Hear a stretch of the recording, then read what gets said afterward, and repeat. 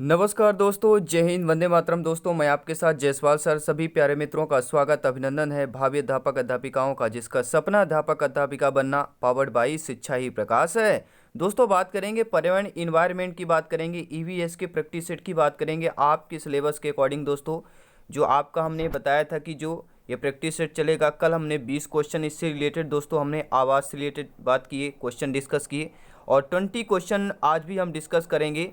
कुछ क्वेश्चन दोस्तों इस पर कंबाइंड किए गए हैं, सम्मिलित किए गए हैं, जो आपके पिछले 2011 से लेके 2020 तक टीटी एग्जाम में पूछे गए प्रश्नों का कलेक्शन भी है। तो आइए दोस्तों, चलिए शुरू करते हैं इस प्रैक्टिस सेट को। दोस्तों, कल का यह मॉक क्वेश्चन था, यानी पिछले प्रैक्टिस सेट का मॉक क्वेश्चन था कि बुशमैन जाति के लोग निम्नलिखित में से किस प्रकार के अधिवास बनाते हैं। सभी प्यारे मित्रों का कमेंट आया था, फीडबैक आया था, उन सभी भावी अध्यापक अध्यापिकाओं का दिल से दोस्तों, ठीक है, धन्यवाद करते हैं, थैंक्स करते हैं जिन्होंने कमेंट बॉक्स में मॉक क्वेश्चन का आंसर दिया, अपना अपना फीडबैक दिया। आइए देख लेते हैं इसका आंसर। बुशमैन जाति के लोग निम्नलिखित में से किस प्रकार के अधिवास बनाते हैं? पुंजित, स्थायी, अस्थायी या कृषि गृह की बात करें तो राइट ऑप्शन क्या हो जाएगा दोस्तों? यहाँ पर सी होगा, अस्थायी अधिवास हो जाएगा।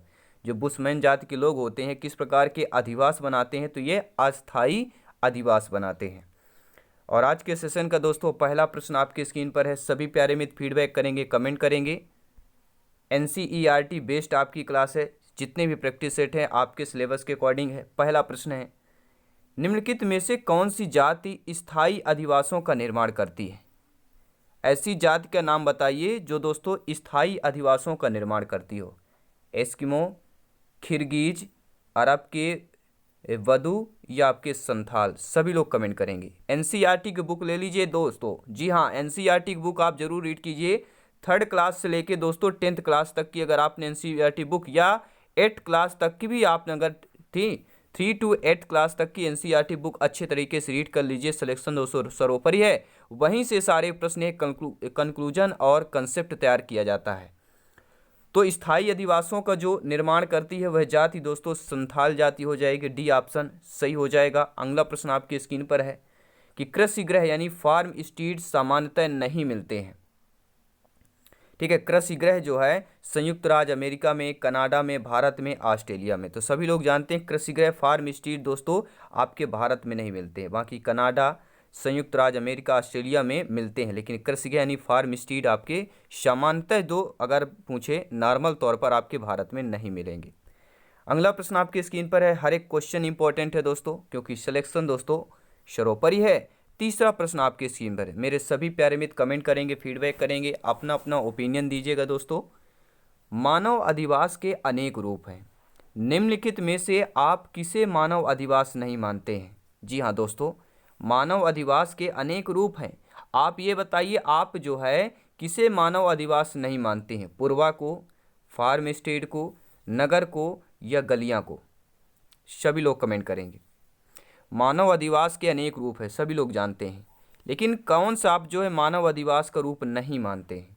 दोस्तों, पुरवा भी मानव अधिवास का रूप है, नगर भी है आपका, और फार्म स्टेट भी है। बचता है गलियां। तो गलियां जो दोस्तों यह मानव अधिवास नहीं माना जाता है। क्या गलियां जो है मानव अधिवास के रूप में नहीं आता है? अगला प्रश्न आपके स्क्रीन पर है कि निम्नलिखित में से कौन सा ग्रामीण अधिवास नहीं होगा? फार्म स्टेट, पुरवा, ग्राम, नगर। सभी प्यारे मित्र कमेंट करेंगे, फीडबैक करेंगे। जिनका सपना अध्यापक अध्यापिका बनना, शिक्षक बनना, हर एक गृहिणी, हर एक अध्यापक, सभी प्यारे मित्रों का जय हिंद, वंदे मातरम। दोस्तों, इस प्रश्न का जवाब फीडबैक आ चुका है कि ग्रामीण अधिवास इनमें से कौन सा नहीं है। सभी लोग जानते हैं, अभी हमने पिछले ही बात किया कि फार्म स्टेट, पुरवा और ग्राम, ये तीनों आपकी ग्रामीण अधिवास है। लेकिन नगर की बात करें, यह नगर दोस्तों आपका ग्रामीण अधिवास क्षेत्र में नहीं आ जाएगा। तो आपका according two questions right option number D हो जाएगा। पांचवा प्रश्न देख लेते हैं। मरुस्थलीय भागों में सामान्यतः ग्रामीण अधिवास मिलते हैं। जो मरुस्थलीय भाग होते हैं उनमें हम देखते हैं सामान्यतः जो ग्रामीण अधिवास हैं पंखा प्रारूप में मिलती हैं, सीढ़ी प्रारूप में, आयताकार प्रारूप में या रेखीय प्रारूप में मिलते हैं। सभी प्यारे मित्र कमेंट करेंगे, फीडबैक करेंगे। जी हाँ दोस्तों, वीडियो को अंत तक देखिए, वॉच करके जाइए। आई होप सभी प्यारे मित्र वीडियो को लाइक अवश्य कर लिया होगा। बहुत बहुत धन्यवाद। फिर बाद में मस्त दोस्तों ये कह दिएगा जायसवाल सर की क्लासेज अगर ले लेते तो सिलेक्शन मिल जाता, अधिकतम अंक बिल्कुल मिलेगा। जी हाँ, 30 ऑफ 30 की तैयारी चल रही है। तो मरुस्थलीय भागों में सामान्यतः ग्रामीण अधिवास मिलते हैं किस प्रकार के? आयताकार रूप में। मरुस्थलीय मतलब जैसे अपना राजस्थान इलाका हो गया, ऐसे क्षेत्रों में तो कैसे घर मिलते हैं आपके? आयताकार, आयताकार प्रारूप के यहाँ पर घर मिलते हैं। आपका सी ऑप्शन सही हो जाएगा। अगला प्रश्न है, स्वास्थ्यप्रद मकान वह है दोस्तों जिसमें शुद्ध हवा तथा रोशनी का आवागमन हो, गंदी हवा को निकालने के लिए रोशनदान भी होना चाहिए, नालियाँ साफ व ढकी हुई हो, या उपरोक्त सभी। तो सभी प्यारे मित्र जानते हैं, मेरे सभी प्यारे मित्र शिक्षक बंधु, हर एक बालक बालिका जानता है दोस्तों, छोटा से छोटा बच्चा जानता है कि स्वास्थ्यप्रद मकान, स्वास्थ्यप्रद मतलब होता है जहाँ पर गंदगी ना हो, साफ सफाई, एकदम स्वच्छ सुथरा हवा मिलनी चाहिए, शुद्ध हवा मिलनी चाहिए, अर्थात शुद्ध हवा, रोशनी का आवागमन होना चाहिए, गंदी हवा को निकालने के लिए रोशनदान होना चाहिए घर में, और नालियाँ होती हैं साफ और ढकी होनी चाहिए, वही स्वास्थ्यप्रद मकान कहलाता है। उपरोक्त सभी डी ऑप्शन सही हो जाएगा। अगला प्रश्न है दोस्तों, बहुमंजिली इमारतों के संबंध में सर्वमान्य तथ्य क्या है दोस्तों? इनमें एक ही जाति के लोग रहते हैं, इनमें रहने वाले समान धर्म के मानते हैं, या इसमें परस्पर भिन्नता होती है, या समान व्यवसाय के लोग रहते हैं। बहुमंजिली इमारत जिसमें 5 मंजिला इमारत होती है, 10 मंजिला, 20 मंजिला, 25 मंजिला, ऐसे इमारतों वाले जो मकान होते हैं, घर होते हैं, यानी इमारत जो होती है बहुमंजिली वाली इमारत, वह सर्वमान्य तथ्य क्या है दोस्तों कि इसमें दोस्तों परस्पर भिन्नता होती है, इसमें सभी प्रकार के लोग रहते हैं। तो बहुमंजिली इमारतों में के संबंध में यह है कि इसमें परस्पर क्या होती है? भिन्नता होती है। सी ऑप्शन सही हो जाएगा। अगला प्रश्न है, मरुस्थलों में रहने वाले जंतु दिन के अधिक ताप से बचने के लिए क्या करते हैं? अगर आप राजस्थान से हैं या राजस्थान में आपका रिलेशन है, अगर गए होंगे तो आपको पता होगा, क्योंकि हमारे भारत देश में मरुस्थल इलाका सबसे ज़्यादा क्या है? राजस्थान इलाका, जहाँ पर बालू वाला क्षेत्र होता है, बालुई इलाका बात करेंगे, जहाँ पर जल की आपूर्ति होती है। तो मरुस्थलों में रहने वाले जंतु दिन से अधिक ताप बचने के लिए क्या करते हैं? क्या वे जल में डूब जाते हैं? अरे भैया, जब वहाँ जल की आपूर्ति रहती, जल की कमी है, तो जल में डूब कैसे जाएंगे? जी हाँ दोस्तों, ऐसे क्षेत्रों में पीने के पानी की गर्मियों में क्या होता है, सभी लोग जानते हैं, कमी होती है, तो जल तो बचता ही नहीं है, तो डूब कैसे जाएंगे? वृक्षों के नीचे बैठते हैं, वृक्षों के नीचे मरुस्थल में, या आपके भूमि के नीचे रहते हैं, इनमें से कोई नहीं। सभी प्यारे मित्र कमेंट करेंगे। हम जंतुओं की बात कर रहे हैं, तो जंतु दिन की बात कर रहे हैं, दिन के अधिक ताप होने से बचने के लिए आप देखेंगे कि भूमि के नीचे क्या है, वहाँ के जंतु भूमि के अंदर चले जाते हैं, नीचे छिप जाते हैं, ठीक है, ताप से बचने के लिए। 9वां प्रश्न आपकी स्क्रीन पर है कि किस प्रकार की भूमि भवन निर्माण हेतु सर्वाधिक उपयुक्त होती है? अगर आपको भवन का निर्माण करना हो तो आपके लिए भूमि भवन निर्माण हेतु सर्वाधिक उपयुक्त कौन सी होगी? चिकनी मिट्टी वाली भूमि होगी, पथरीली भूमि होगी, रेतीली होगी, या चूने और मैग्नीशियम युक्त भूमि होगी? सभी प्यारे मित्र कमेंट करेंगे, फीडबैक करेंगे। हर एक भाई बहन, हर शिक्षक बंधु का कमेंट आएगा। बहुत बहुत धन्यवाद। किस प्रकार की भूमि भवन निर्माण हेतु सर्वाधिक उपयुक्त होती है? वह दोस्तों पथरीली भूमि, क्योंकि भवन निर्माण के लिए ऐसी भूमि चाहिए दोस्तों जो मजबूती हो, जिसमें ठीक है नींव मजबूत हो, घर मजबूत रहेगा। अगर चिकनी मिट्टी होगी तो यह पानी के बारिश के समय प्रॉब्लम होगी आपको, रेतीली होगी तो ढह जाएगा मकान ही आपका, ठीक है, इसलिए पथरीली भूमि ज़्यादा इंपॉर्टेंट होता है भवन निर्माण हेतु सर्वाधिक उपयुक्त की अगर बात करें। अगला प्रश्न आपके स्क्रीन पर है, निम्नलिखित में से कौन सा पत्थर राजस्थान में घरों को फर्श बनाने में उपयोग नहीं किया जाता है? हम संगमरमर की बात करते हैं, या आपके सेलखड़ी या घिया पत्थर, या आपके कोटा स्टोन, या सिंडी स्टोन? सभी लोग कमेंट करेंगे। तो ऐसा पत्थर दोस्तों जो राजस्थान के घरों में फर्श बनाने में उपयोग नहीं किया जाता, अरे भैया, जब उनको संगमरमर, कोटा स्टोन, सिंडी स्टोन मिल जाता है तो क्यों प्रॉब्लम करें? क्योंकि राजस्थान में सिलखड़ी पत्थर बहुत कम मात्रा में पाया जाता है, या ना के बराबर कह सकते हैं।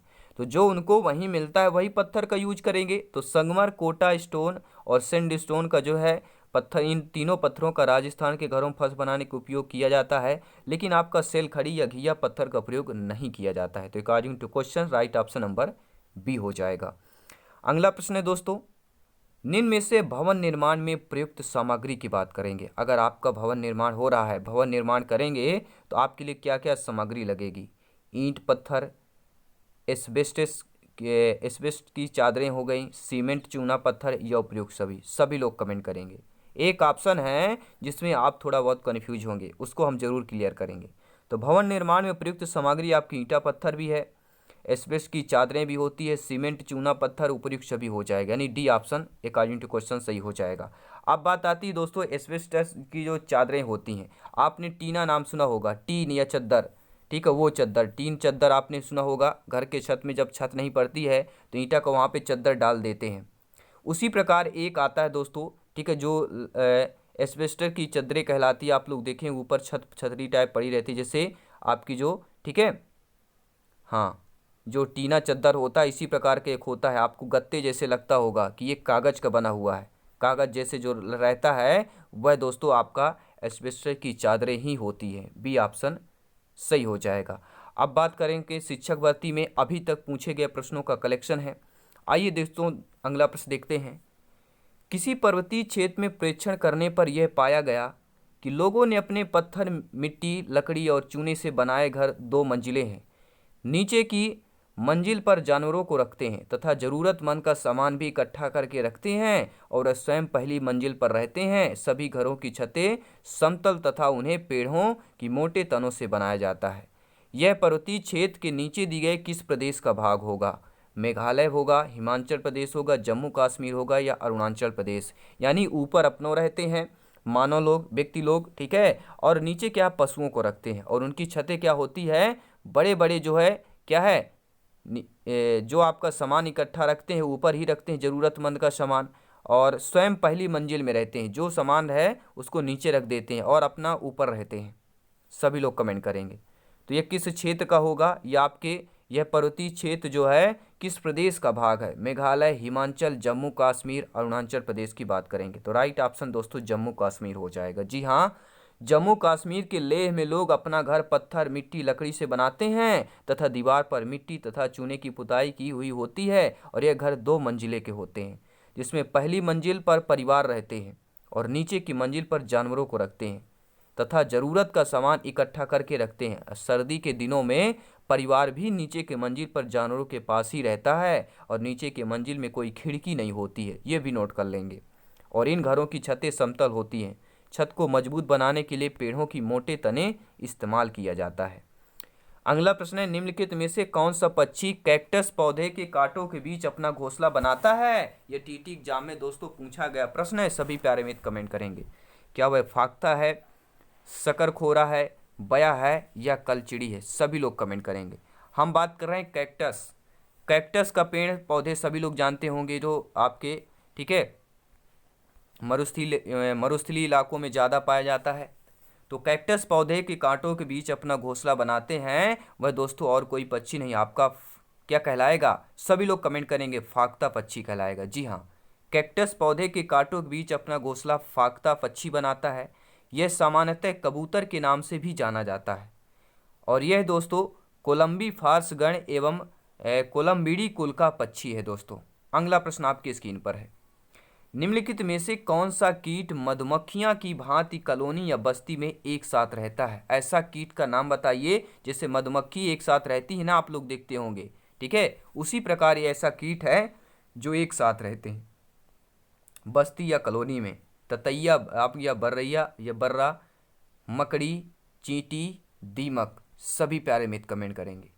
तो मधुमक्खी की भांति कॉलोनी या बस्ती के एक साथ रहते हैं वह कीट दोस्तों आपका क्या हो जाएगा? सभी लोग कमेंट करेंगे। सभी लोग कमेंट करेंगे। दोस्तों आप लोग जानते हैं कि मकड़ी या स्पाइडर जो होता है मधुमक्खियों की भांति कॉलोनी में एक साथ नहीं रहते हैं, जबकि ततैया, बर्रा, चींटी, दीमक सामूहिक रूप से बस्ती में रहते हैं। और प्रश्न पूछा गया है कि कॉलोनी बस्ती में एक साथ नहीं रहते हैं। तो देखिए आपका जो ततैया, बर्रा हो गया, चींटी हो गया, दीमक हो गया, एक साथ रहते हैं मधुमक्खी के बाद कॉलोनी या बस्ती में एकजुट होकर, लेकिन मकड़ी क्या अकेली रहती है? तो डिफरेंट ऑप्शन हमें चूज करना कि कौन एक साथ नहीं रहता। तो मकड़ी एक साथ नहीं रहती है। According to question right option number मकड़ी हो जाएगा। अगला प्रश्न है दोस्तों आपके स्क्रीन पर है, टीटी एग्जाम में पूछा गया प्रश्न है कि ग्रामीण क्षेत्र के मकानों के ढांचे वहाँ की जलवायु, मौसम की स्थिति से संबंधित होते हैं और एक गांव के मकानों के लक्षण नीचे दिए गए हैं। मकान मजबूत बांस के खंभों पर बने होते हैं। अंदर से भी मकान लकड़ी से ही बने होते हैं। मकान जमीन से लगभग 3 मीटर से 3.5 मीटर की ऊंचाई पर बने होते हैं और मकानों की छतें ढालू होती हैं। यदि इस गांव में भारी वर्षा होती है तो यह गांव किस राज्य में होना चाहिए? सभी लोग कमेंट करेंगे। क्या वह राज्य असम है, उत्तर प्रदेश है, राजस्थान है या बिहार राज्य है? सभी लोग कमेंट करेंगे। तो जब भी हम बांस के बात करते हैं कि बांस के मकान खंभों पर बनाए जाते हैं तो एक ही नाम हमारे जुबान पर आता है, हमारे ठीक है जिह्वा पर आता है, वह दोस्तों असम की बात करेंगे। जी हाँ दोस्तों, असम में भारी वर्षा होती है, अतः वहाँ के गांव से घर बनाने की विशेष प्रक्रिया होती है। यहाँ के घरों की विशेषताएं हैं कि मकान मजबूत और बांस के खंभों पर बने होते हैं, लकड़ी से निर्मित होते हैं और मकान जमीन से 3 से लगभग 3.5 मीटर की ऊंचाई पर बने होते हैं, 3-3 मीटर की ऊंचाई पर, और मकान की छतें ढालुई होती हैं। अब देखते हैं दोस्तों अगला प्रश्न आपके स्क्रीन पर है, हर एक क्वेश्चन इंपॉर्टेंट है। घरों के नीचे दी गई विशिष्टताओं पर आपको विचार करना है। आप सभी लोग भावी अध्यापक अध्यापिकाएं हैं कि निचली मंजिल में कोई खिड़की नहीं है, पेड़ के तनों की लकड़ी से बनी ढालू छतें हैं और पत्थर के खंभों पर जमीन के लगभग 10 से 12 फुट ऊंचाई पर बने घर हैं और पत्थर गारा चूने से बनी मोटी दीवारें हैं और लकड़ी का फर्श है। ये विशेषताएं हैं घर की। अब आपको बताना है कि लेह और लद्दाख के घरों में ऊपर दी हुई कौन कौन सी विशेषताएं पाई जाती हैं? BCD, CDA, AD या ABC? सभी लोग कमेंट करेंगे। तो दोस्तों क्या हो जाएगा ऑप्शन कि निचली मंजिल में कोई खिड़की नहीं होती है, पत्थर गारा चूने की मोटी दीवारें होती हैं और लकड़ी के फर्श होते हैं। ये क्या होता है? सभी लोग जानते हैं ये लेह और लद्दाख के घरों की पाई जाने वाली विशेषताएं हैं। जी हाँ, लेह और लद्दाख भारत के कश्मीर राज्य में स्थित है, जहाँ ठंड की अधिकता होती है तथा बर्फबारी भी होती है और यहाँ के घर मौसम के अनुकूल बनाए जाते हैं। यहाँ के घरों में विशेषताएं हैं कि घरों की निचली मंजिल में खिड़कियां न होनी, जिससे क्या होता है वायु प्रवेश नहीं होगा तो क्या है, ठंडा नहीं होता है, गर्म बना रहता है। और पत्थर गारा और चूने से बनी मोटी दीवारें होती हैं और लकड़ी का फर्श होता है। तो क्या हो जाएगा, लेह और लद्दाख के जो इलाका है उसकी विशेषताएं हो जाएंगी, उन पर घरों की जो घर बने होते हैं उनकी विशेषताएं दी गई हैं। अगला प्रश्न है, एस्किमो अपने घर इग्लू का निर्माण बर्फ से करते हैं, इसका कारण क्या है? कि बर्फ ठंडी हवा और पानी के अंदर नहीं आने देता है, बर्फ की दीवारों के बीच मौजूद हवा अंदर की गर्मी को बाहर जाने से रोकता है, या बर्फ मुफ्त में मिलती है, अन्य सामग्री की कीमत से अधिक है, या ध्रुवीय क्षेत्रों में केवल बर्फ ही उपलब्ध है। तो एस्किमो अपने घर या इग्लू का निर्माण बर्फ से करते हैं। जी हाँ दोस्तों, बर्फ से अपना इग्लू का निर्माण करते हैं। आप चौंक गए होंगे, बर्फ से घर बनता है क्या? बर्फ तो वैसे भी ठंड होता है, क्या कोई बर्फ से घर बना लेता है क्या? जी हाँ दोस्तों, सभी लोग कमेंट करेंगे, फीडबैक करेंगे। लाजवाब प्रश्न, लाजवाब सेशन है, क्योंकि सिलेक्शन दोस्तों सर्वोपरि है। सभी लोग जानते हैं बर्फ की दीवार के बीच मौजूद हवा अंदर की गर्मी को बाहर जाने से रोकती है, इसलिए अंदर की गर्मी अंदर ही रहती है, इसलिए एस्किमो जो है अपना घर इग्लू का निर्माण बर्फ से करते हैं। जी हाँ, एस्किमो ध्रुवीय प्रदेश में निवास करने वाली एक जनजाति है दोस्तों, जो बर्फ से अपने घरों का निर्माण करते हैं। इनके घरों को इग्लू कहा जाता है, ये भी नोट कर लेंगे। और एस्किमो बर्फ से घरों का निर्माण इसलिए करते हैं कि बर्फ की दीवारों के बीच मौजूद जो हवा है, हवा अंदर की गर्मी को बाहर जाने से रोकती है, जिसके कारण घर के अंदर गर्मी का एहसास होता रहता है। अगला प्रश्न है दोस्तों कि नीचे दिया गया पैराग्राफ पढ़ना है, जिसे गांव के लिए एक छात्र ने अपने घर के विषय में लिखा कि मैं गांव से आया हूं, हमारे गांव से अत्यधिक वर्षा होती है, इसलिए हमारे धरती में लगभग 10 से 12 फुट या 3 से 3.5 मीटर ऊंचे घर बने होते हैं, जिन्हें मजबूत बांस के खंभों पर बनाया जाता है। यह घर अंदर से भी लकड़ी के बने होते हैं। यह गांव होना चाहिए, यानी जो बालक आया है वह किस गांव का आया होगा? असम का होगा, तमिलनाडु का, उत्तराखंड, आंध्र प्रदेश। तो सभी लोग जानते हैं जब एक बात आए कि लगभग 10 से 12 फुट के ऊपर, वो भी बांस की बात की जाए, बांस के खंभों की बात की जाए, 3 से 3.5 मीटर ऊंचाई के घर की बात की जाए, तो असम को आपको क्लिक करना है। पहला ऑप्शन सही हो जाएगा। जी हाँ, असम में लगभग 200 सेंटीमीटर तक वर्षा होती है तथा मौसम हमेशा आर्द्रता से भरा रहता है, इसलिए यहाँ के घर जो है बांसों के मजबूत खंभों पर बनाए जाते हैं। अगला प्रश्न है प्यारे मित्रों, कोई पक्षी पेड़ की ऊंची डाल पर अपना घोंसला बनाता है, यह पक्षी शकरखोरा है, कलचिड़ी है, कौवा है या पागता है? सभी लोग कमेंट करेंगे। कोई पक्षी पेड़ की ऊंची डाल पर अपना घोंसला बनाता है वह दोस्तों कौवा हो जाएगा। जी हाँ दोस्तों, कौवा अपना घोंसला जो है ऊंची डाल पर बनाता है। और 20 नंबर क्वेश्चन है कि ग्रामीण क्षेत्रों में गाय के गोबर से झोपड़ी की दीवारों को, फर्श को लीपा जाता है, उन्हें कीटों को दूर रखने के लिए, चिकना और साफ बनाने के लिए, खुरदरा बनाकर घर्षण बनाने के लिए, या फर्श को प्राकृतिक रंग देने के लिए। तो आप लोग देखते होंगे, अगर आप गांव से हैं, ग्रामीण से हैं, कि गांव के क्षेत्रों में गाय के गोबर से झोपड़ी की दीवारों और फर्श को लीपा जाता है, उन्हें दोस्तों कीटों को दूर रखने के लिए। जी हाँ, ए ऑप्शन सही हो जाएगा। अब देखते हैं दोस्तों, अगला प्रश्न आपकी स्क्रीन पर है। सभी प्यारे मित्र कमेंट करेंगे, फीडबैक करेंगे। निम्नलिखित में से कौन सी सामग्री घर बनाने में काम नहीं आती है? नकारात्मक प्रश्न है, नेगेटिव प्रश्न है। लोहा की बात करेंगे, सीमेंट की बात करेंगे, पत्थर की बात करेंगे, स्कूटर की बात करेंगे, सभी लोग कमेंट करेंगे। हम घर की बात कर रहे हैं दोस्तों, सामग्री की बात कर रहे हैं, तो लोहा, सीमेंट और पत्थर। ये बच्चा छोटा बच्चा भी बता देगा दोस्तों, 5-6 साल का होगा। जी हाँ, आप लोग तो खैर ज्ञानी हैं, सर्वज्ञ हैं, आप सभी को नमन है, स्वीकार कीजिएगा। जय हिंद, वंदे मातरम, इंकलाब जिंदाबाद। दोस्तों सभी प्यारे मित्र कमेंट करेंगे, फीडबैक करेंगे। तो सामग्री घर बनाने में काम नहीं आती, स्कूटर की बात करेंगे। अगर यहाँ पे प्रश्न आता कि सामग्री ढोने के लिए काम में आने वाली चीज, तो आपकी स्कूटर हो जाएगी। स्कूटर से आप सामग्री लिया सकते हैं, लेकिन घर बनाने में सामग्री आपका लोहा, सीमेंट और पत्थर उपयोग होता है, स्कूटर नहीं होता है। तो दोस्तों ये प्रश्न आपको कैसे लगी, सभी लोग कमेंट करें, फीडबैक करें। और जायसवाल सर के साथ let's crack it TT exam. जी हाँ, तो दोस्तों सभी लोग प्यारे मित्र हैं, आप सभी लोग भावी अध्यापक अध्यापिकाएं हैं, जायसवाल सर का नमन स्वीकार कीजिए। जय हिंद दोस्तों, जल्दी मिलते हैं नेक्स्ट क्लास पे। और अगली क्लास जो रहेगी पेड़ पौधे से संबंधित आपका रहेगा, तो नेक्स्ट क्लास और भी इंपॉर्टेंट हो जाएगी, क्योंकि दोस्तों सिलेक्शन यहाँ पर सर्वोपरि है। सभी मित्रों को जय हिंद, वंदे मातरम।